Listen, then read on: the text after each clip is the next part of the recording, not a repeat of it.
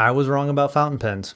4 years ago, I made a video titled Why I Don't Use Fountain Pens, and in it I talked about the problems I have with fountain pens and why I don't recommend them for arm movement writing.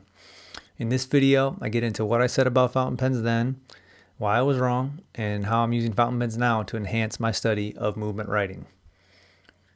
And I'm using the term movement writing because everything I say here in this video and the previous video is and was in the context of using the arm to write. A lot of my issues with fountain pens stem from using the arm to write, and we'll get into that. So in that video 4 years ago, I complained about having issues with fountain pens in regards to ink flow, friction, and feedback. I wanted a really extra fine nib with great ink flow, a smooth writing experience, but also with a little friction between the pen and the paper that would help me control the pen when I write with arm movement. I basically wanted a dip pen in the fountain pen format, which I now see was a mistake. A fountain pen simply isn't a dip pen. Yes, you can have a fountain pen with a custom grind that writes as fine as a dip pen, but when a fountain pen nib is writing that fine, it starts to become a little finicky. And that's what I was experiencing 4 years ago when I made that video. I had a really nice Visconti and a Parker fountain pen that I sent to a highly regarded nibmeister, and I had them grind each of those pens to a really super extra fine line, something that was on par with the line thickness I was getting from my dip pen. Each pen came back writing a really nice super extra fine line, but they were also really scratchy, and I was having issues with ink flow.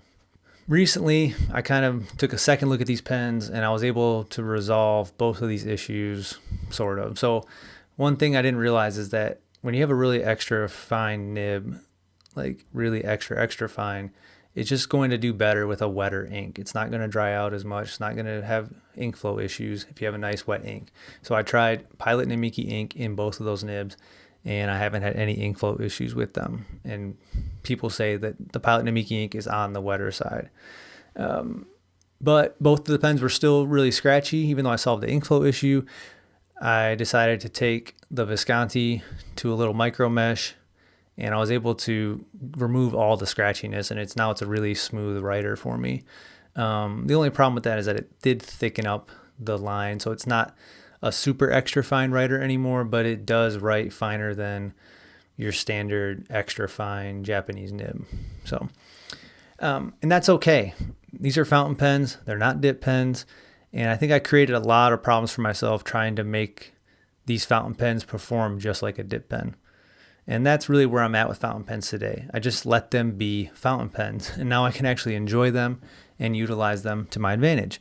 For example, one thing I've noticed recently when I've been writing with fountain pens is that the line thickness from a fountain pen is a little more sensitive to the changes in speed of the pen, especially if you're using a bolder nib.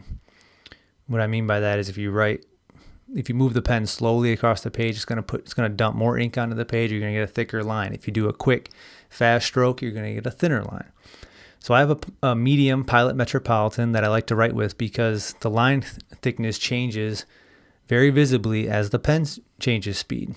This helps me write with more even, less erratic movements, which is something that I've been trying to improve lately.